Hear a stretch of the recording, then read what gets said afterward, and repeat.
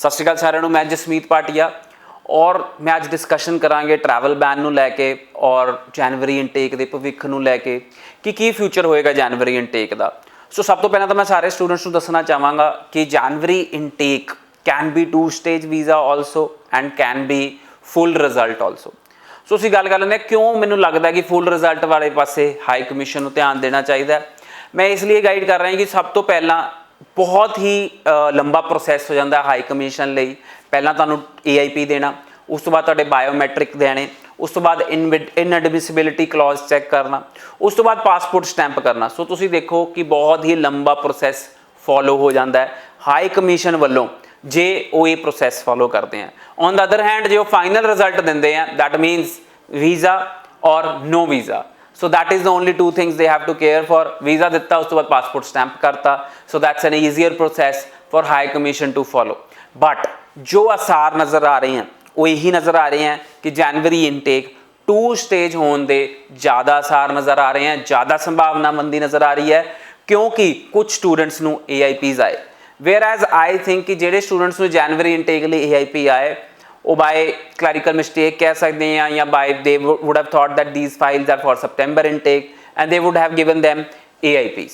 So students there is a confusion hanging over this subject कि जनवरी intake किद्दां दा होएगा। हुण ट्रैवल बैन नूं लैके जे डिस्कस करिए तो travel ban was extended 2 days ago. 21 October तक ट्रैवल बैन एक्सटेंड कर दिता गया सी कैनेडा वालों और 21 अक्तूबर तक जो ट्रैवल बैन एक्सटेंड करता है पर वो स्टूडेंट्स को नहीं इफेक्ट कर रहा ਜਿਹੜੇ स्टूडेंट्स के 18 मार्च तो पहला वीज़ा आ गए सी। सो ਜਿਹੜੇ स्टूडेंट्स के 18 मार्च तो पहला वीज़ा आ गए सी they can travel to Canada and उन्होंने कोई भी प्रॉब्लम फेस नहीं करनी पेगी जे if they have a travel support letter and if they are abiding all the quarantine laws. यानी कि जे तुहाडे कोल उत्थे 14 डेज़ की क्वारंटाइन अरेंजमेंट हैगी है then you will be allowed to enter into Canada. Rest the final decision depends on CBSA, Canada Border Service Agency.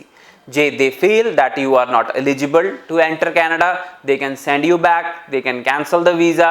If they feel you are not a genuine student, they have full right.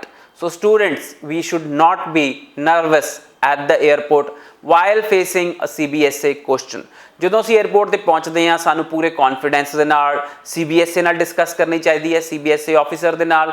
ਸਾਨੂੰ documents ਆਪਣੇ ਸਾਰੇ handy ਰੱਖਣੇ ਚਾਹੀਦੇ हैं, passport, ਆਪਣੀ LOA, GIC if you have shown any funds and IELTS. Everything should be ready with you that you anything ਜੇ CBSA officer ਤੁਹਾਡੇ ਤੋਂ ਕੁਝ ਵੀ ਪੁੱਛਦਾ ਤੁਹਾਡੇ ਕੋਲ ਸਾਰਾ ਕੁਝ ਹੱਥ 'ਚ ਹੋਣਾ ਚਾਹੀਦਾ ਹੈ, ਈਵਨ ਤੁਹਾਡੇ ਐਜੂਕੇਸ਼ਨਲ ਕੁਆਲੀਫਿਕੇਸ਼ਨ ਡਾਕੂਮੈਂਟਸ।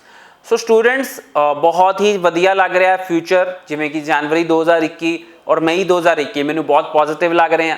मैंने लगता है 2-4 महीने के अंदर अंदर नॉर्मल फ्लाइट्स भी ओपन होनियां चाहिए और you will be able to travel to Canada on a normal flight. But तद तक we have to follow the rules and regulation.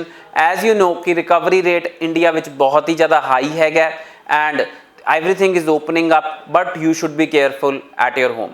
So if you are looking forward to apply in any country, Canada, UK, Germany, New Zealand, Australia, US, Landmark Immigration is giving their services from 13 years.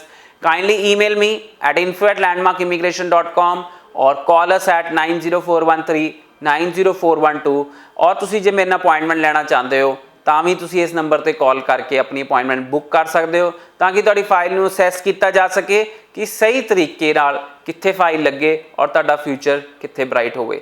ਧੰਨਵਾਦ।